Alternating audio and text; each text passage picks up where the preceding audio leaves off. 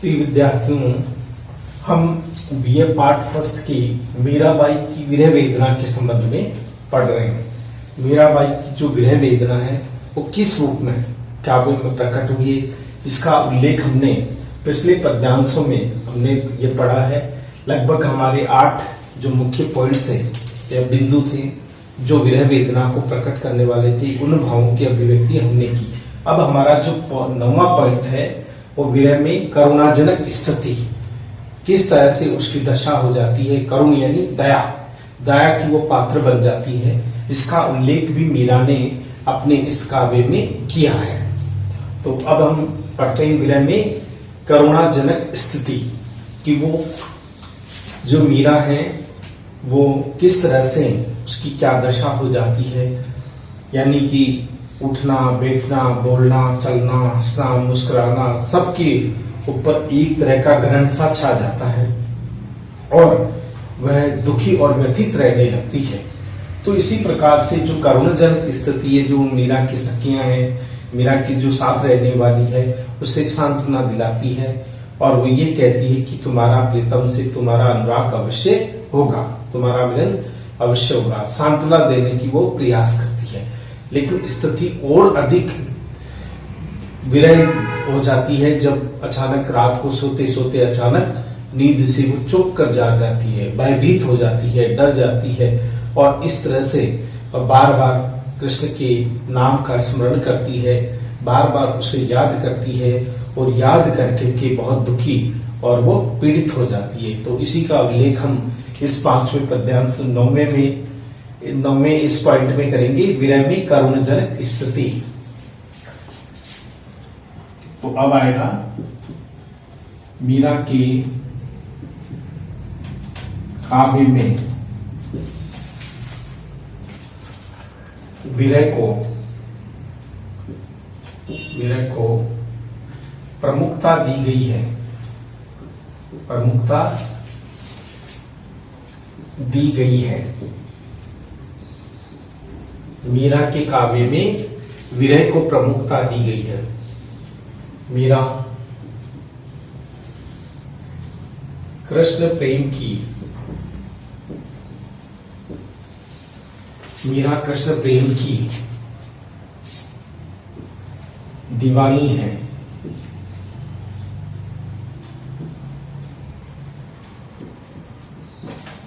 दीवानी है, मीरा कृष्ण प्रेम की दीवानी है।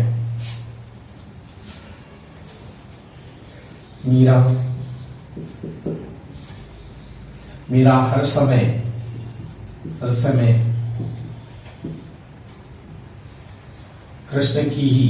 कृष्ण को ही निहारती,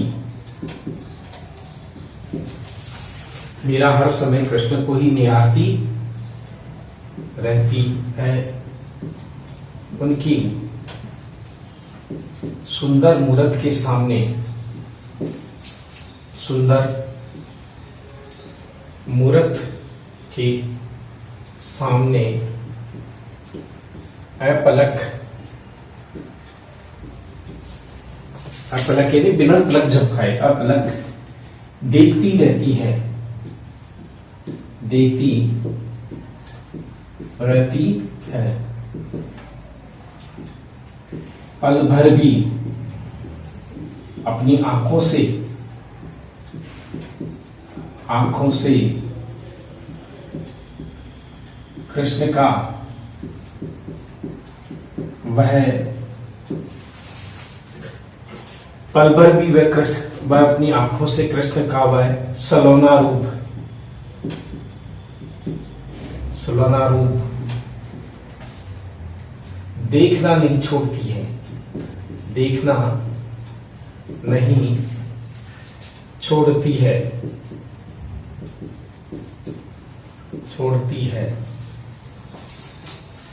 छोड़ती है। वह रात को सोते समय स्वप्न अवस्था में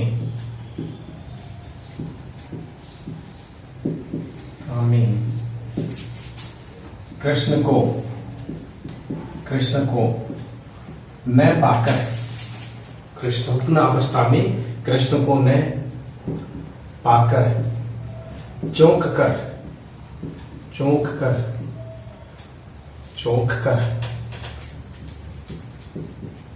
उठ जाती है, यानी कृष्ण को न पाकर चौंक कर उठ जाती है।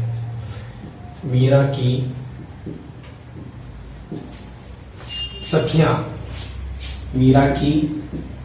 सखियां उसे सांत्वना प्रदान करती है। मीरा कृष्ण को, यानी कि मीरा को जो उसकी सखियां हैं वो सांत्वना प्रदान करती है। मीरा को केवल कृष्ण का ही ध्यान रहता है, ध्यान रहता है। वह खाते पीते जागते सोते स्वप्न दशा में भी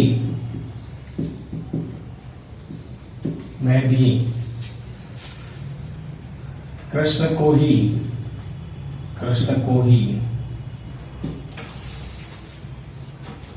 देखती रहती है। आंखों में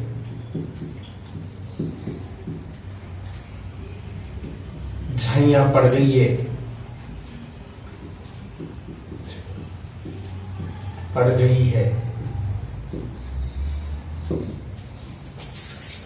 आंखों में झाइयां पड़ गई है।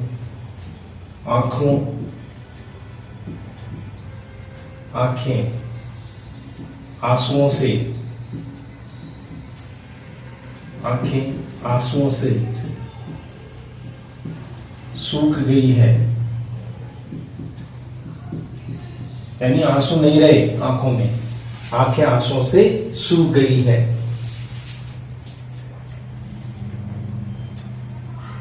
बड़ी करुणाजनक स्थिति बन गई है। बड़ी करुणाजनक स्थिति बन गई है, इसका भी उल्लेख इसने किया है। अब हम इसका उदाहरण देखते हैं कि किस रूप में उन्होंने, कि उस जोगी मत जा जोगी मत जा पाई परू तेरी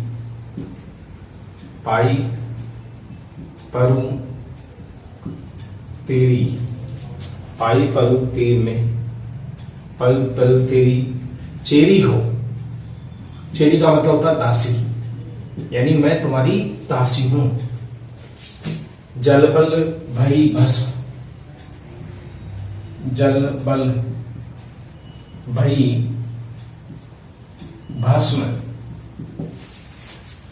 की ढेरी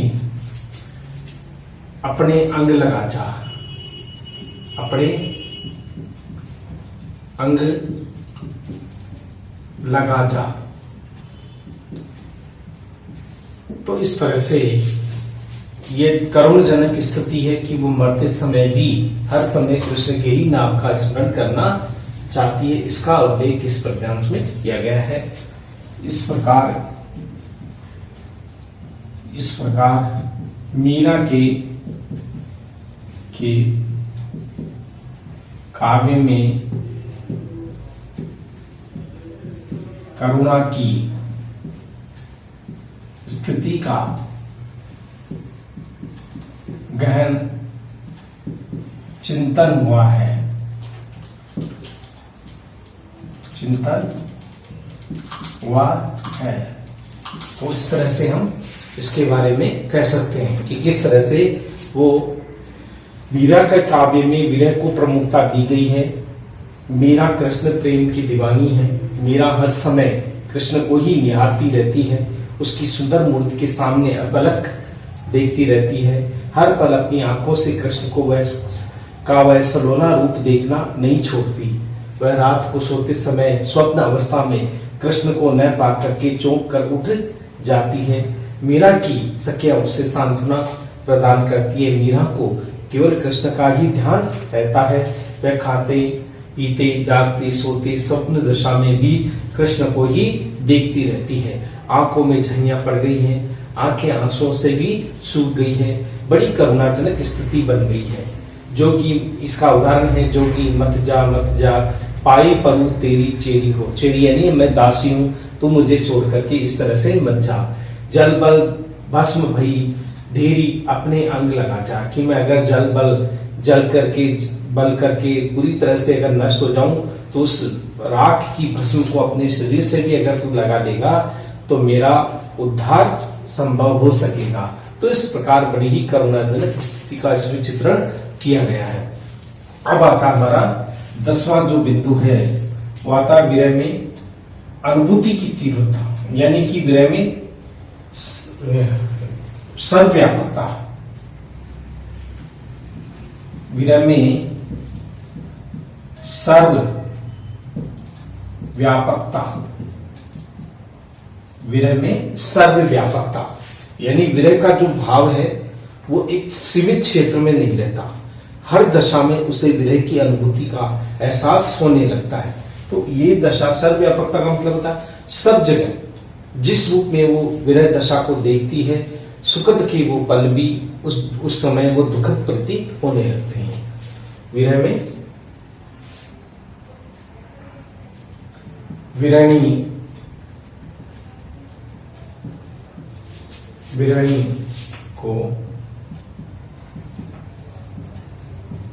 विरहणी को प्रियतम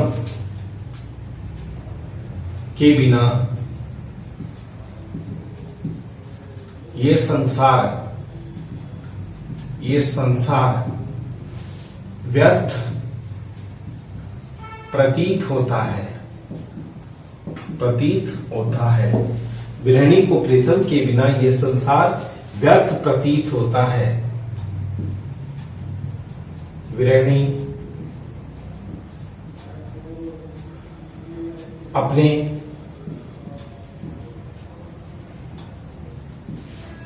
दुख से भरकर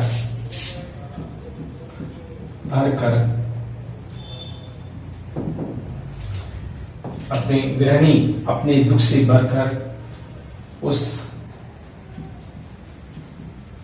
प्रियतम की स्मृति में खो जाती है।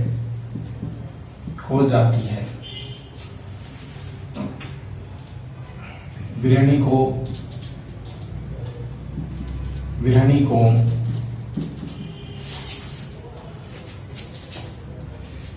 को ऐसा प्रतीत होता है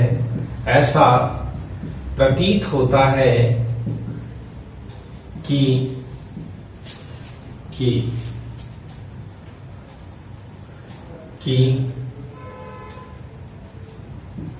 प्रियतम का स्वरूप हर स्थान पर, विरहणी को ऐसा प्रतीत होता है कि प्रियतम का स्वरूप हर स्थान पर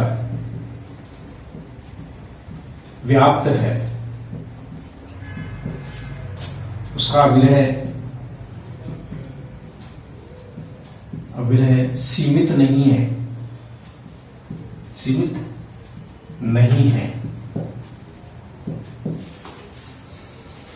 उसका विरह सीमित नहीं है। उसने सारे संसार को विरह में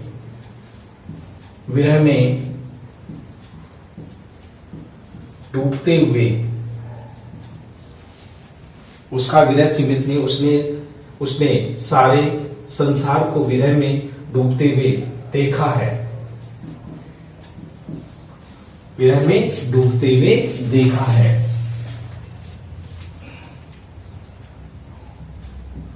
उसका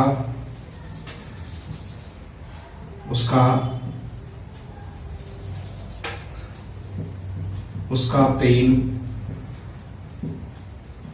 उस परम परमेश्वर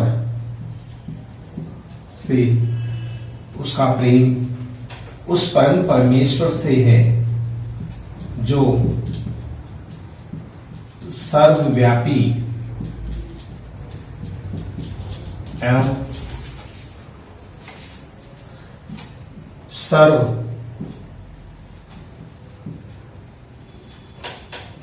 रक्षक रूप में, सर्व रक्षक रूप में,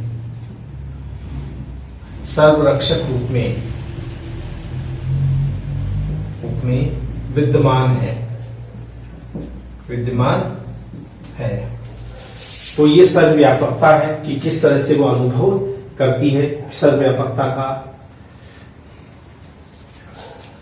जो सर्वव्यापी है उस सर्वरक्षक में मीरा कृष्ण प्रेम के लिए, कृष्ण प्रेम में विचलित होकर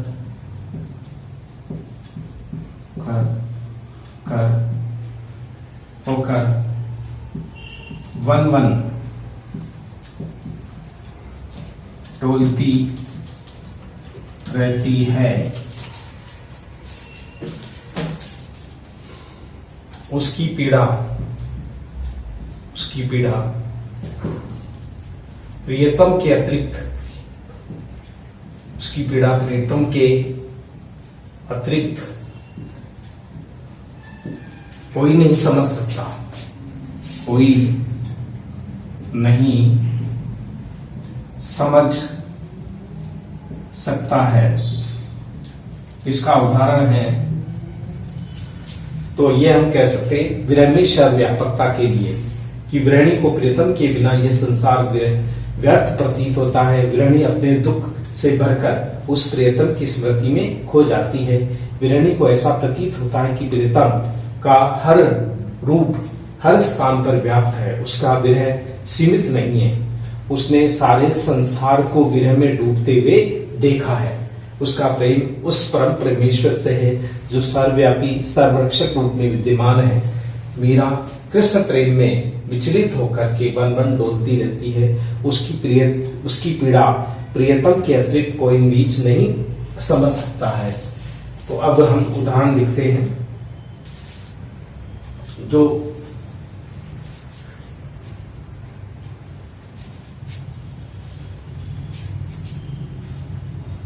तो अब हम लिखते हैं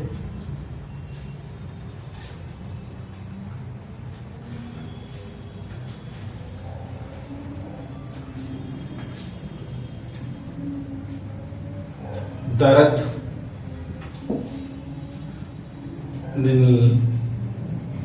नारी वन वन डोली, वन वन डोलू, वन वन डोलू, वेद मिला न कोय, वेद मिला न कोय,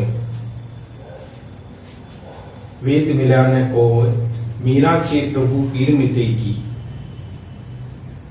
मीरा के प्रभु पीर मिटेगी, मिटेगी। जद वेद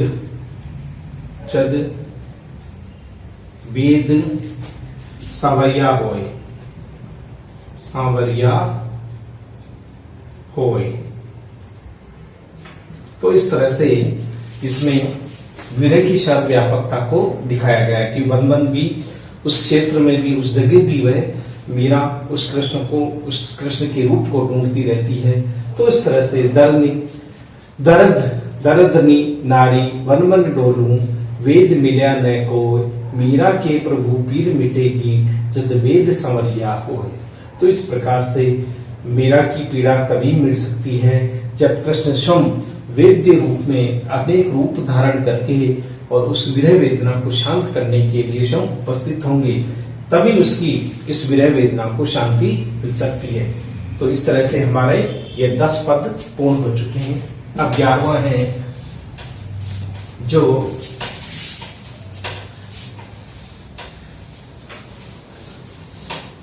विरह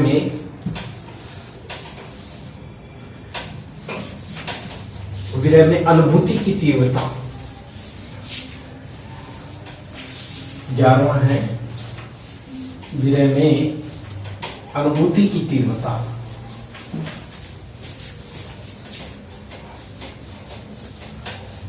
किस तरह से वो विरह की अनुभूति को महसूस करते हैं। विरह में अनुभूति की तीव्रता।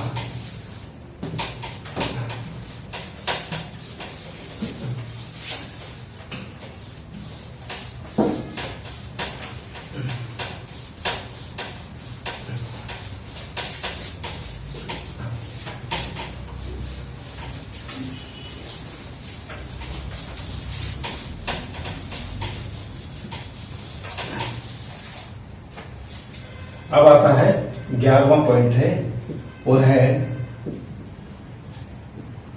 विरह में अनुभूति की तीव्रता, कि किस तरह से विरह में अनुभूति को सर्वाधिक महत्व दिया गया है। विरह में अनुभूति की तीव्रता, इसको भी इसमें विरह में किस तरह का अनुभव होता है, किस तरह की अनुभूति होती है, किस तरह के जो भाव है वो प्रकट होते हैं, इसमें दर्शाया गया है। विरह में अनुभूति की तीव्रता। मीरा का जीवन, मीरा का जीवन कृष्ण का प्रेम रहा है। मीरा का जीवन कृष्ण का प्रेम रहा है। वह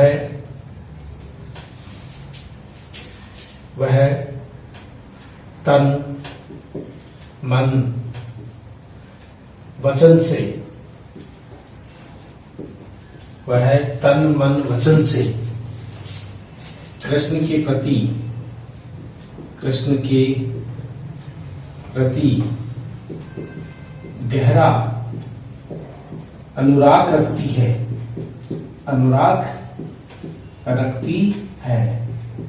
तो हम ये कह सकते हैं कि मीरा का जीवन कृष्ण का प्रेम रहा है। वह तन मन और वचन से कृष्ण के प्रति गहरा अनुराग रखती है। मीरा ने कृष्ण के प्रेम और भक्ति को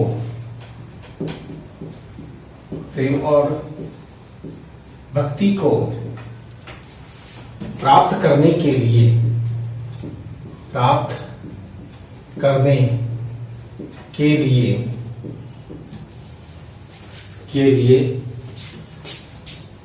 मीरा ने कृष्ण प्रेम और भक्ति को प्राप्त करने के लिए राज वैभव का भी परित्याग कर दिया।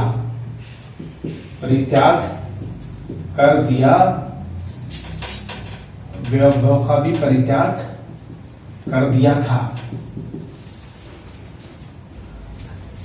था। उसने सच्चे मन से कृष्ण को अपना प्रियतम माना है। यह हम उसने सच्चे मन से कृष्ण को अपना प्रियतम माना है।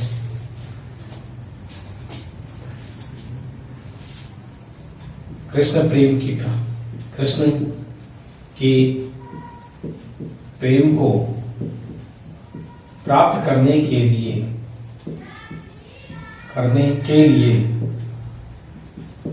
उसने कृष्ण प्रेम को प्राप्त करने के लिए उसने परिवार, समाज सभी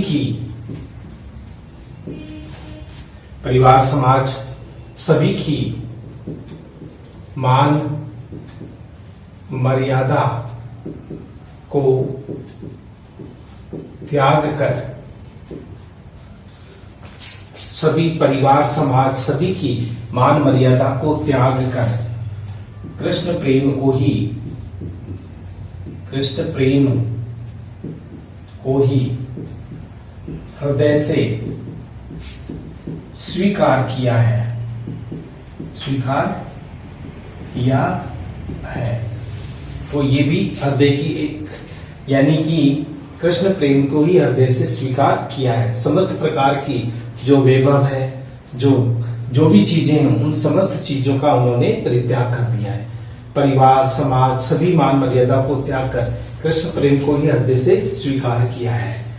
तो इस तरह से जो भाव है, जो मीरा का जो त्याग है, सेवा है, वो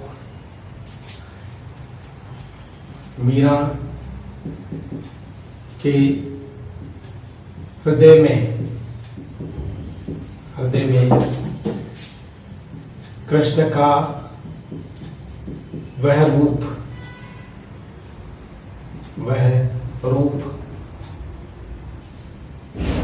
पूरी तरह से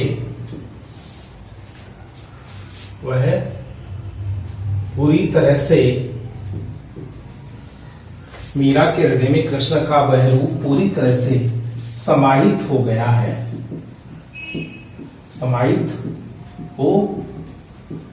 है, संसार का आकर्षण उसे छू भी नहीं सकता।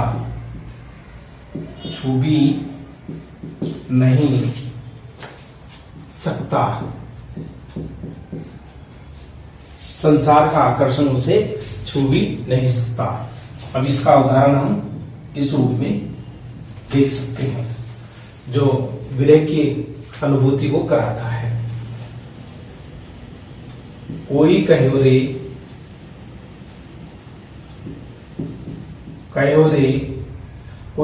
रे मोहन आवन की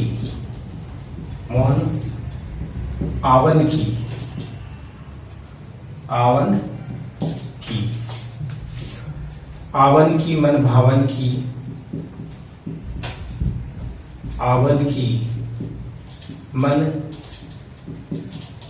भावन की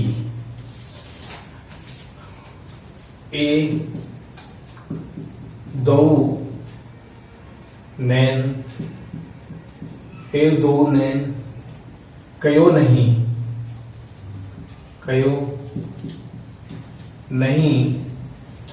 माने नदियां बहे जैसे सावन की,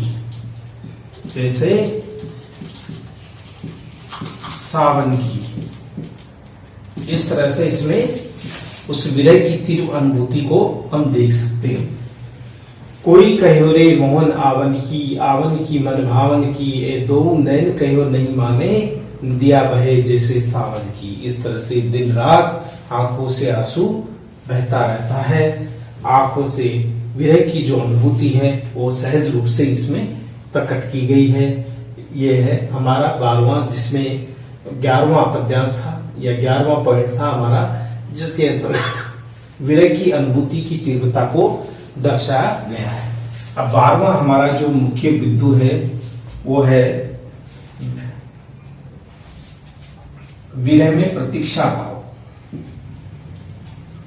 विरह में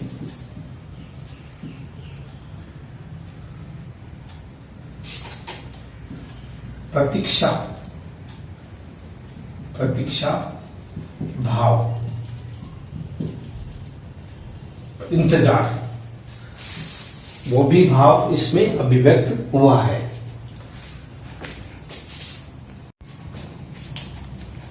तो विरह में प्रतीक्षा का भाव किस तरह से व्यक्त हुआ है ये हम देखेंगे।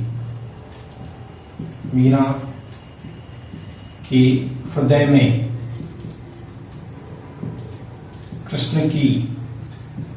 कृष्ण का रूप समाहित है। मीरा के हृदय में कृष्ण का रूप समाहित है।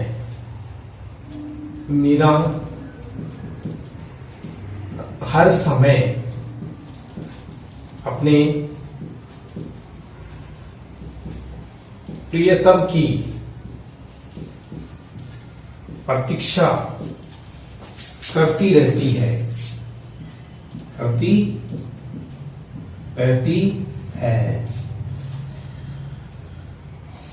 दिन रात वह कृष्ण का ही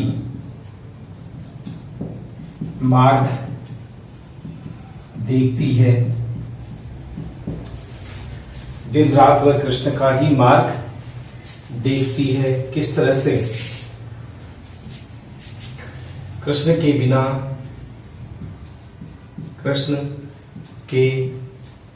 बिना उसे एक पल भी चैन नहीं मिलता है, चैन नहीं मिलता है। हर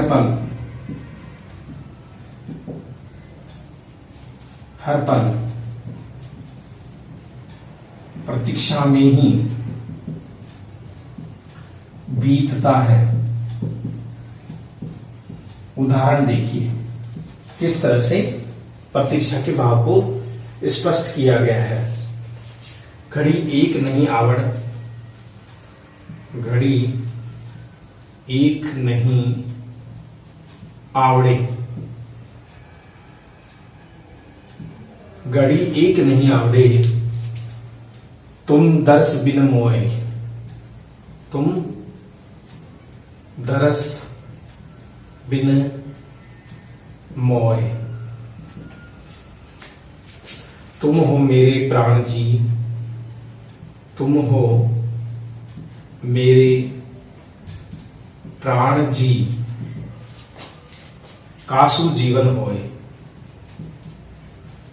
कासु जीवन होए, कि आपके बिना ये जीवन संभव नहीं है।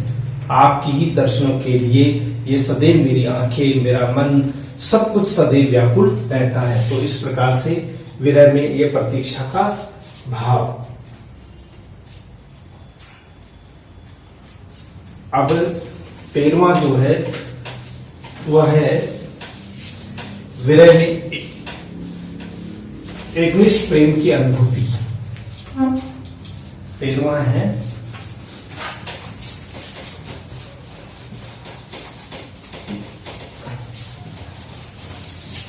विरह में एकनिष्ठ प्रेम की अनुभूति। अंतिम पंक्ति है ये, या हम ये कह सकते हैं कि अंतिम एक हमारा यह है पॉइंट जिसके बारे में हम चर्चा करेंगे।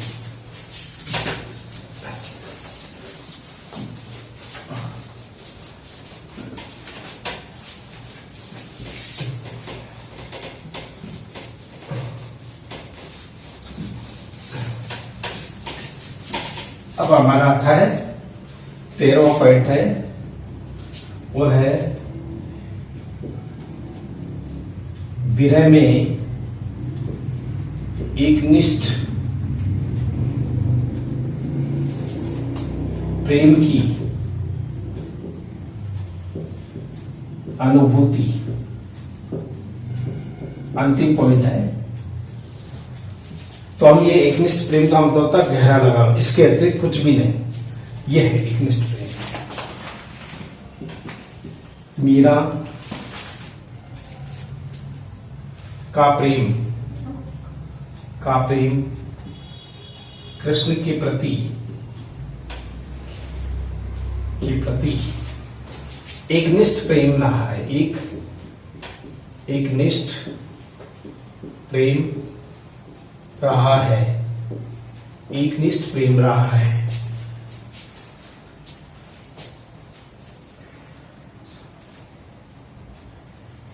मीरा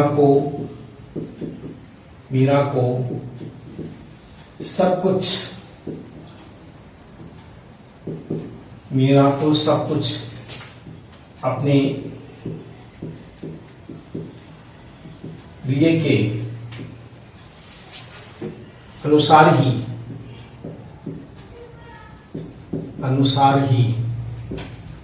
मीरा को सब कुछ अपने प्रिय के अनुसार ही करना होता है।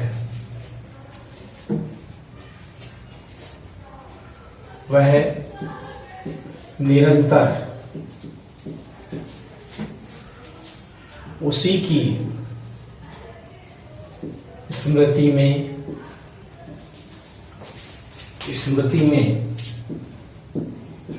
खोई रहती है।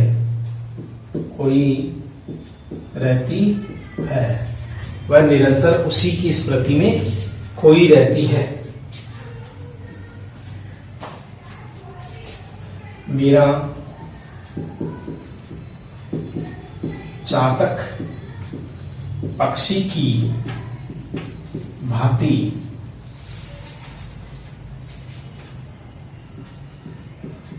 प्यू की रट लगाए रहती है। किंतु प्रियतम अगर पास न हो तो यह पीयू का स्वर हृदय को भेद देता है। मीरा को उस समय सुख में ही दुख की अनुभूति होने लगती है। सुख में ही दुख की अनुभूति होने लगती है। मीरा ने हृदय से कृष्ण से प्रेम संबंध जोड़ा है। हृदय से कृष्ण से प्रेम संबंध को जोड़ा है।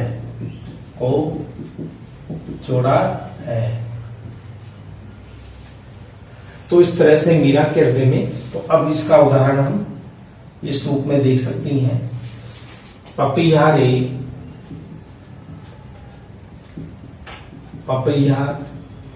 रे पीयू की वाणी न बोल। सुनी पावेली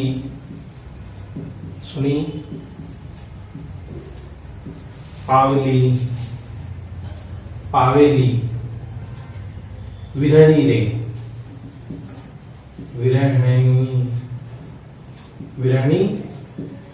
रे रे थारो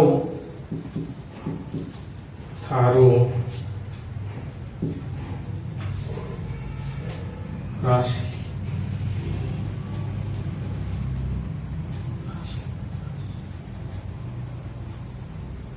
थारो राखेली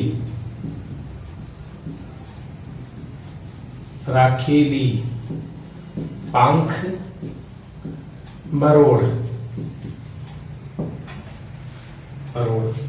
चोच कटाऊं पपीहा चोच कटाऊं पपैया रे पपैया रे ऊपरी कालर लूण, यानी कि मैं तेरे शरीर में क्या नमक भरवा दूंगी। तो यहाँ पर पपिया पीयू की वाणी ने बोल, सुनी पावली विरहनी रे थारो राखली पाख बरोड़, चोंच कटाऊं पपिया रे ऊपरी कालर लूण, यानी कि तेरे शरीर के अंदर नमक भरवा दूंगी अगर तू बोलेगा तो इस प्रकार से ये विरह की वेदना की अनुभूति, इसमें एकनिष्ठ प्रेम की अनुभूति को इसमें प्रकट किया गया है। किस तरह से वो अपना अधिकार, केवल एक अपना ही अधिकार उस कृष्ण के ऊपर वो जताती है। अब आता है निष्कर्ष।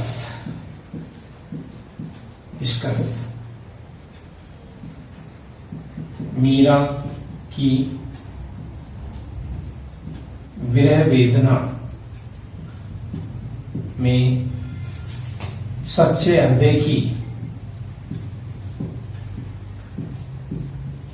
पुकार को स्पष्ट रूप से सुना जा सकता है।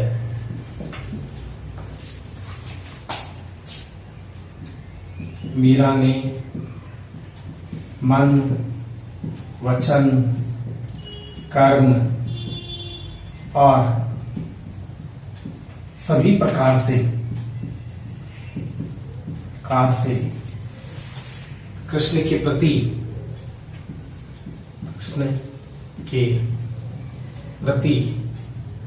समर्पित कर दिया है।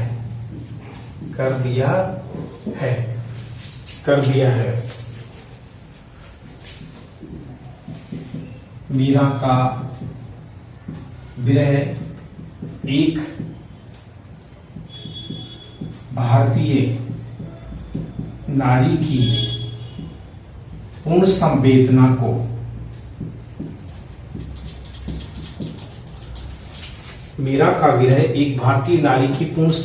को प्रकट करने वाला विरह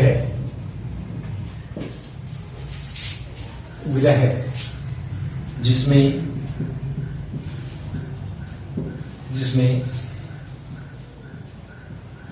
प्रेमी के प्रति समर्पण भाव को दर्शाया गया है।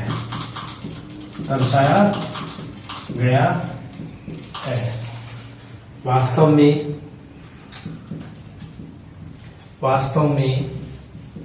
मीरा कृष्ण प्रेम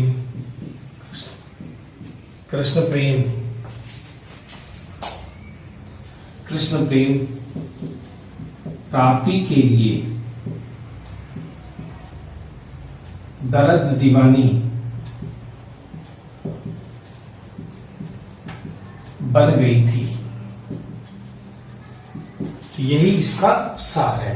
तो इस तरह से हम ये कह सकते हैं कि सच्चे प्रेम की अनुभूति को मीरा ने बड़े ही आकर्षक और बड़े ही सुंदरतम शब्दों में इसमें प्रकट किया है। तो इस तरह से हमारा जो ये क्वेश्चन था, मीराबाई की विरह वेदना को अपने शब्दों में लिखिए, यह हमारा क्वेश्चन यहाँ आकर के पूर्ण हो गया।